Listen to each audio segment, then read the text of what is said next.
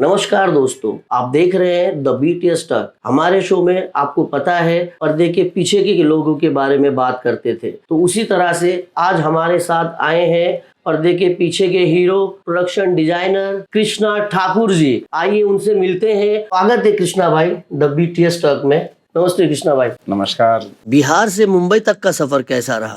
मेरी जो परवरिश हुई है, बिहार में जन्म हुआ है, तो मेरा जन्मभूमि बिहार है और बिहार के बेगूसराय से मैं हूँ। अच्छा।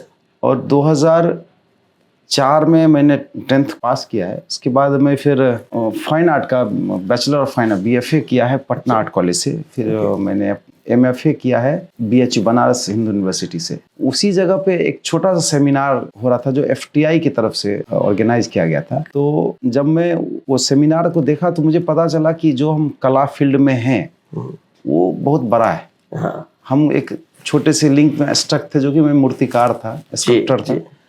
तो फिर वहाँ पता चला कि इसके जो सभी गंगा या सारी नदियाँ जब मिलती जो सागर है वो मुंबई है। फिल्म इंडस्ट्री मुंबई का है। ओके। तो वहीं एक आया कि क्यों ना मैं इसकी और पढ़ाई की जाए। तो एक सीनियर थे वहाँ पे, विक्रम भाई नाम है, जो अभी PD हैं जी। उनसे, वो हमारे कॉलेज सीनियर भी थे और वो यहाँ हमसे सीनियर रह चुके हैं FTI में।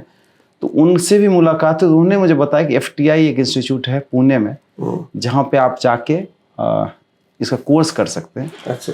तो वही जब मुझे पता चला कि FTI में आर्ट एंड संरचना, जो आर्ट डिपार्टमेंट की पढ़ाई होती है, तो मैं फिर वहाँ पर फॉर्म भरा। और फिर फॉर्म भरने के बाद मुझे उसमें तो जल्दी नहीं मिलता है सबको। नहीं, ऑफ कोर्स बहुत टफ है, लिमिटेड है। FTI मतलब एक वन ऑफ द खुद में एक एक्चुअली एशिया का इकलौता इंस्टीट्यूट है जो गवर्नमेंट एफिलिएटेड है। ऐसे तो कई इंस्टीट्यूट हैं, लेकिन एशिया का नंबर 1 इंस्टीट्यूट कह सकते हैं आप। तो वहाँ मेरे लिए भी उतनी अटेम्प्ट में ही हो गया था। अटेम्प्ट में ही, और 3rd रैंक भी था, मतलब टॉप 5 के अंदर ही आ गया था।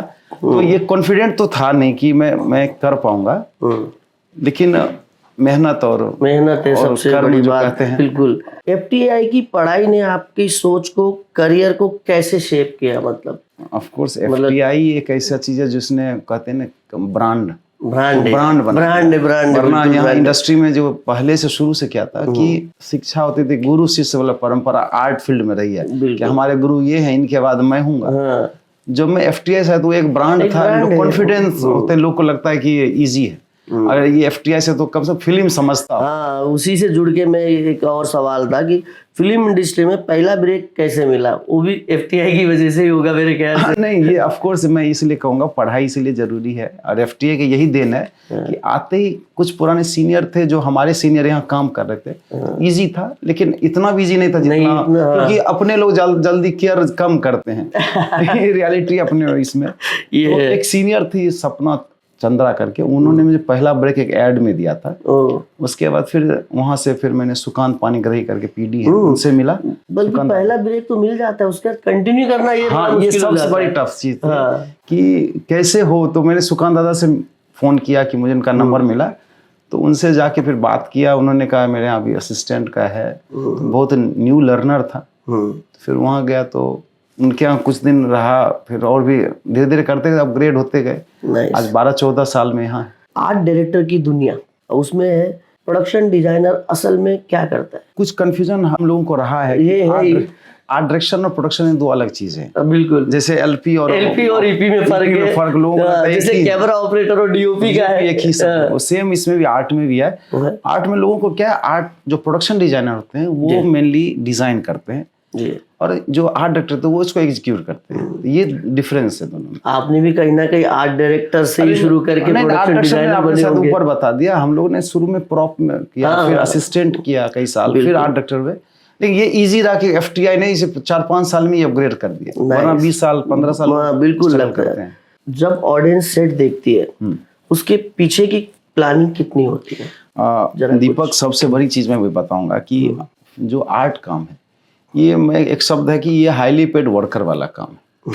रियलिटी यही है कि हम लोग को लगता है कि आसान नहीं है। हम लोग प्लानिंग, तो कोई भी काम बिना प्लानिंग होता ही नहीं इंडस्ट्री में। फिल्म लाइन बिना प्लानिंग का हो ही नहीं सकता, क्योंकि हमारे पास समय कम होता है और काम ज्यादा रहता है। तो पहला चीज प्लानिंग ही होती है। तो जब भी कुछ स्क्रिप्ट आता है तो हम लोग सबसे पहले ये देखते हैं कि उसमें लोकेशंस कितने हैं। स्क्रिप्ट मिलने के बाद आपका क्रिएटिव प्रोसेस क्या होता है?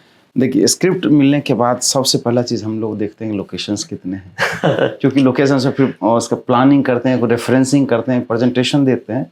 उसके बाद हम लोग एक बार ये गो थ्रू होते हैं कि डायरेक्टर का क्या विजन है। करेक्ट। तो पहला लुक एंड फील हमारा ही होता है कि प्रोडक्शन डिजाइनर ही किसी फिल्म का एक लुक देता है। तो लुक एंड फील हम भेजते हैं डायरेक्टर को, कुछ विजन डायरेक्टर के दिमाग में भी होता है जब वो स्क्रिप्ट पढ़ता है।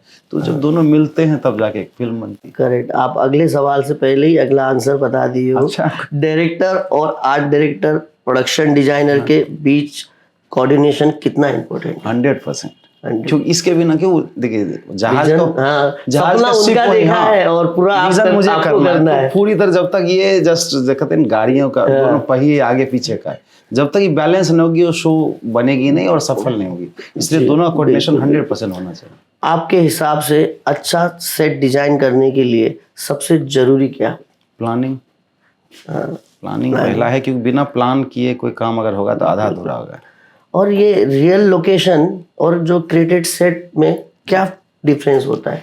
देखिए रियल सेट में क्या होता है कि आपको एक फिक्स विजन ब्लॉक कर दिया, इतना ये है, इसी में कुछ करना। लेकिन अगर आपके पास ओपन जगह मिला तो आप डायरेक्टर को क्या चाहिए, कहानी में आपकी विजन क्या है, आप उसको क्रिएट कर सकते हैं। तो इसलिए लॉकिंग चीज़ होती है जब आपको फिक्स सेटअप मिल जाता है कि अब ये है, ऐसा ही वॉल, इसमें क्या कर सकते हैं, तो इतना ही होता है। लेकिन आपको ओपन अगर मुझे देते हैं तो मैं एक विजुअल इसको और भी राउंड कर सकता है। उससे एक अगला सवाल में मेरे को पहले ही हंसी आ रहा है, क्या कभी कम बजट होने के बावजूद बड़ा विजुअल क्रिएट करना पड़ा?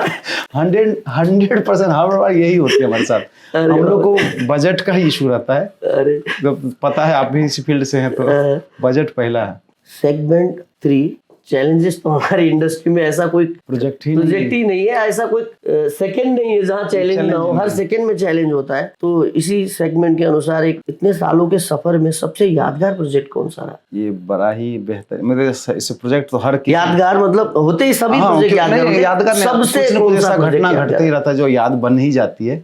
लेकिन सबसे ज्यादा मैंने छिछोरे एक फिल्म किया था सुशांत सिंह। जी छिछोरे। उसमें पूरा कंस्ट्रक्शन मैंने देखा था और पीडी लक्ष्मी किर्लोस्कर करके थी हमारी सीनियर एफटी से।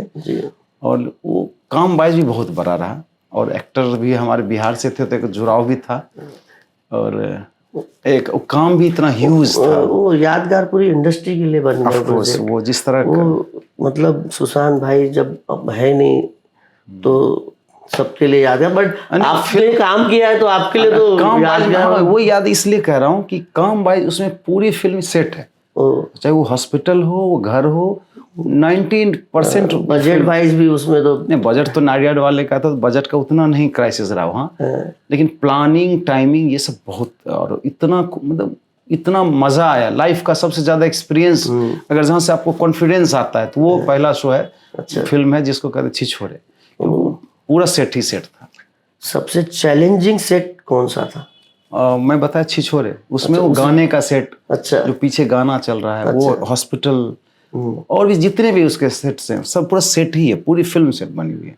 कोई ऐसा मोमेंट जब ओवरनाइट सेट तैयार करना पड़ा? ऐसे तो आर्ट का काम आजकल बजट तो रहती नहीं, टाइम भी क्राइसिस है, बजट क्राइसिस, डिलीवरी देनी है फटाफट। हम लोग अभी भी आया हूँ तो आप देख सकते हैं सूजी हुई आंखें, आवाज, ये सब बता रही है कि हम लोग डे नाइट वाले ही। बिल्कुल जी। क्या कभी किसी सेट के लास्ट मोमेंट रीडिजाइन करना पड़ा हो? एक्चुअली डिज़ाइन तो पहले ही हो जाती है, लेकिन थोड़ा बहुत चेंजेस होता है, जैसे डायरेक्टर का या कभी वह क्लाइंट का होता है कि थोड़ा ऐसा हो जाए, 19-20 होता है। स्ट्रॉन्ग हो तो फिर हाँ, मैं वही प्लानिंग हमारी पहली होती है कि हर चीज़ में वेल प्लान। और एक इम्पोर्टेंट सवाल है जो हमारे पर्दे के पीछे के सारे भाइयों के लिए भी, आपके आर्ट डिपार्टमेंट के टेक्नीशियन और वर्कर्स की मेहनत के बारे में कुछ बताइए। ये मैं बता दूं, आज मैं यहाँ हूँ तो सिर्फ उनकी देन है। अगर वो नहीं होते तो आज मैं यहाँ नहीं होता। बिल्कुल, ये और मैं भी मानता हूँ। वो कहते हुए मुझे गूज बम भी हो रहा है, देख लीजिए। क्योंकि ये रियलिटी है। ये मैं इसमें ना कृष्णा भाई, मैं उन सब भाइयों को बुलाने वाला हूँ, चाहे कारपेंटर हो, चाहे सेटिंग बॉयज हो, या पेंटर हो, स्पॉट लाइट, ये सब भाइयों को बुलाने वाला हूँ, क्योंकि ये शो हम सब के लिए है, उनके लिए, हमारे लिए, HOD के लिए, सबके लिए ये प्रोग्राम है, तो उनको भी बुलाने वाला हूँ। तो आपने इतनी बड़ी बात बोल आपने दी। पहल रखा है, क्योंकि नॉर्मली हम लोग पीछे रहते तो दिखते नहीं है। बस वही है, हमारा यही काम ही दुख है दिखता है। 17 सालों का मेरा भी। तो ये बहुत अच्छा आपने प्रयास किया है। नाइस। ऑडियंस को स्क्रीन पर दिखता है और ग्राउंड रियलिटी में क्या फर्क होता है? देखिए, हम वही दिखता है जो उनको दिखाना है, लेकिन ग्राउंड रियलिटी रियलिटी तो जो फिर- है वो आप देखोगे तो फिर हाँ मतलब मैं खुद लाइन प्रोड्यूसर काम करता हूँ, तो मैं देता हूँ एक ग्राउंड एम्प्टी, हाँ, वहीं पे महल बना देते हैं। ग्राउंड रियलिटी तो खाली था, ग्राउंड ब्लैंक रहता है, Blank रियलिटी रहता है। है कि उसको ताजमहल चाहिए। ताजमहल बन जाता है। हम सिर्फ एम्प्टी ग्राउंड देते हैं, तो ग्राउंड रियलिटी यही यही है, है। Empty ground. हाँ, जो आप उसी की और reality एक ये भी है कि जो आप देख रहे हैं वो कैमरे में, उसके पीछे बहुत मेहनत बहुत होता है। मेहनत है, रियलिटी बहुत यही है मेहनत है। कि हम लोग पहले, मैं एक वर्ड बोल ही दूं, ये रियलिटी यही ग्राउंड का कि हम कभी शाहिद कपूर दिखते थे, अरे, आज नहीं, असल में मैं फोटो डाल दूंगा, ठीक है। कृष्णा भाई को इंडस्ट्री में पर्दे के पीछे का शाहिद कपूर चाहिए, ठीक है। मैं वही बोला कृष्णा भाई यार बाल वही बोले यार ये डायलॉग मार दिए कि भाई शाहिद कपूर आए थे नवाजुद्दीन बन गए। प्रॉब्लम वही सब, बाल नहीं उड़ गई, चिंता, स्ट्रेस, इतना वर्किंग जो अपना है, दिन रात होता है भाई। अभी डे हम नाइट लोग एक प्रोजेक्ट वर्किंग कर रहे थे, जी। मैं 12 बजे आ रहा था, हाँ। फिर 2:30 बजे निकल रहा था रात के। वही हाल हम सभी के लिए, क्योंकि बैकग्राउंड आपको भी प्रोडक्शन को भी सबसे पहले ही पहुंचना है रेडी करने के लिए सेट। बाकी तो 19-20 आ जाए पीछे भी चलेगा। आज के डिजिटल और वीएफएक्स की एरा में आर्ट डायरेक्शन कितनी बदली है? देखिए, जब से एआई आया या डिजिटल हुआ है तो कुछ फायदा हुए हैं, लेकिन नुकसान ज्यादा हुआ है, ऐसा मुझे लग रहा है। क्योंकि आसान इस मामले में कि रेफरेंसिंग करना आसान हो गया है, लोगों को बताना आसान हो गया है, कि जो क्रिएटिविटी थी हमारी वो कमती चली गई। क्योंकि अब जो है, पहले वो हमसे क्रिएटिविटी मांगते थे, आप क्या देखते हैं। अब हमें डायरेक्शन के असिस्टेंट भेजते हैं कि सर हमें ऐसा चाहिए, डायरेक्टर सर ने अप्रूव कर दिया है।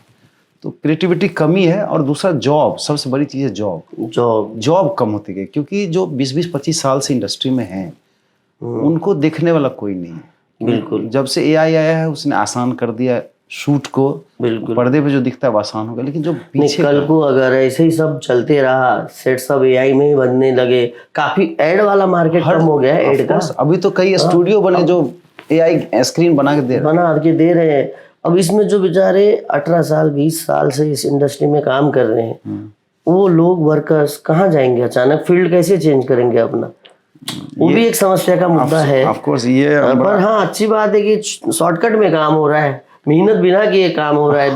मतलब समझ लो कि एक एम्प्लॉयमेंट जो होता था ना, वो तो खा ही रहा है ये। 100% मैं इस बात में एग्री हूँ। कुछ और फील्ड में हो सकता है इसका फायदा हो, लेकिन बॉलीवुड आर्ट के लिए या फिल्म लाइन के लिए एक नजर से मुझे लगता है कि ये अच्छा नहीं। मुझे भी लगभग यही है, क्योंकि हमारा भी धंधा प्रोडक्शन में है। हाँ, ठीक है, आप प्रोडक्शन डिजाइनर में बन जाएगा तो फिर काम ही खत्म है फिर। सही बात। चलिए, बिहार की मिट्टी और बिहार के कल्चर ने आपकी क्रिएटिविटी को कैसा इन्फ्लुएंस किया? ये बड़ा ही बेहतरीन क्वेश्चन है, क्योंकि बिहार की मिट्टी वो मैं हूँ। और आज जो मैं डे नाइट मेहनत कर पाता हूँ या जो भी सोच पाता हूँ कर पाता हूँ, वो उन्हीं की देन है।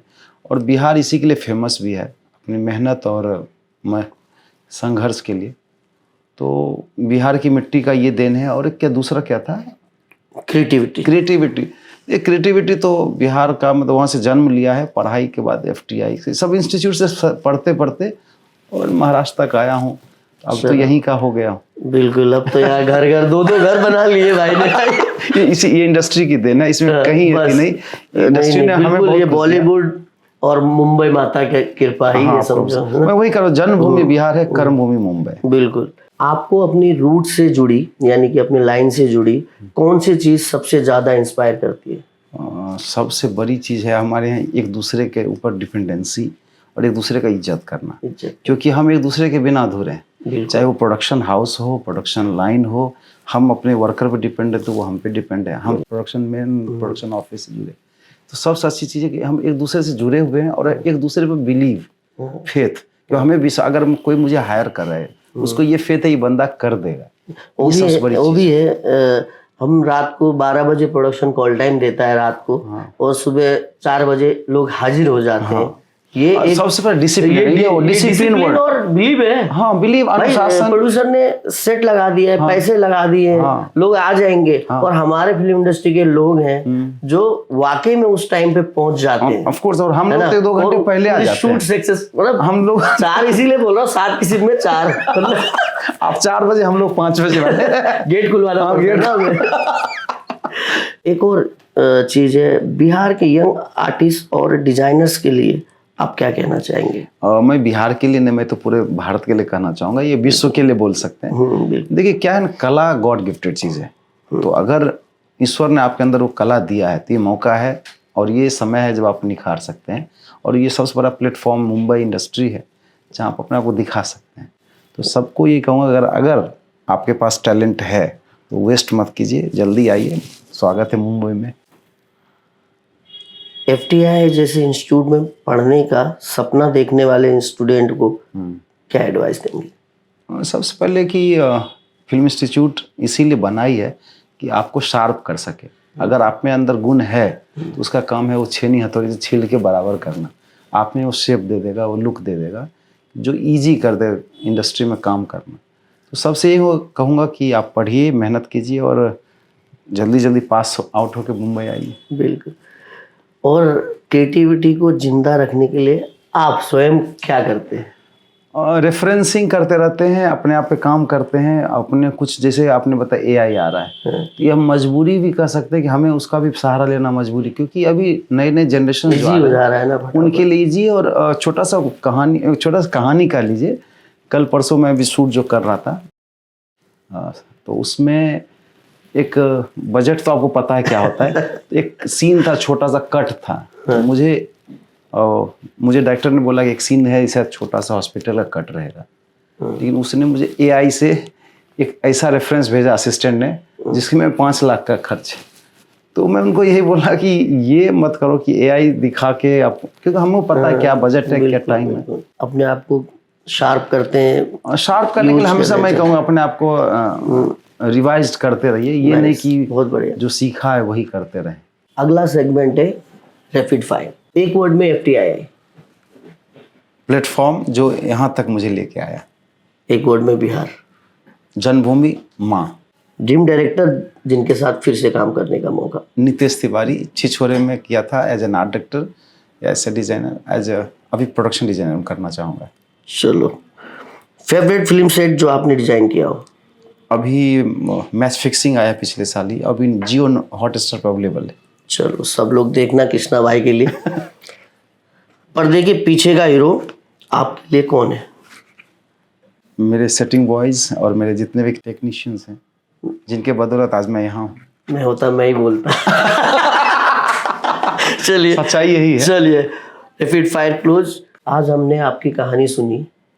आप अपने एक 20 साल के यंगर सेल्फ को कुछ मैसेज देना चाहें तो क्या होगा? मैं यही कहूँगा कि अगर आपके अंदर टैलेंट है और अगर कला के प्रति रुझान है तो अपने आप को ये सही समय जब निखार सकते हैं और अपना भविष्य बना सकते हैं। तो अपने मोटिव, अपने जो भविष्य के लिए तैयार हो जाइए और कहीं कोई ज़रूरत हुई तो हम लोग साथ खड़े रहेंगे। चलिए, बहुत बहुत धन्यवाद कृष्णा भाई, आपने इतना समय दिया और शूट चल रही है उस बीच में समय दिया, क्योंकि कमिटमेंट के बहुत पक्के हैं भाई। इन्होंने 3 दिन पहले ही मुझे कमिट कर दिया था, दीपक इस बीच में कभी बोल देना तो मैं आ जाऊंगा। शेड्यूल इनका लग गया बाद में भले ही, लेकिन इन्होंने आज चांस दिया। हमारा चांस नहीं, आप मित्र हैं, आपके लिए हमेशा खड़े रहेंगे। बहुत बहुत धन्यवाद। ये चांस मतलब चांस ही बोलूंगा, क्योंकि मैं तो लाइट और कैमरे लगा के बैठ गया था। आप आ गए, इस टाइम को वेस्ट नहीं होने दिया। शायद ये मैसेज डायरेक्टर को मिलेगा, प्रोडक्शन को तो पैसे काट लेगा। डाल मत, अब वो काटेगा फिर देखो, फिर उनके बारे में एक वीडियो बन जाएगा, उनको भी बुलाएंगे तो उस दिन प्रोड्यूस देख लेंगे, एक दिन डायरेक्टर साहब को भी बुलाएंगे। दोस्तों, आज हमने जाना स्क्रीन पर जो दुनिया नजर आती है उसके पीछे कितनी मेहनत, क्रिएटिविटी और डेडिकेशन होता है। मिलते हैं अगले एपिसोड में एक और क्रिएटिव टेक्नीशियन प्रोफेशनल के साथ।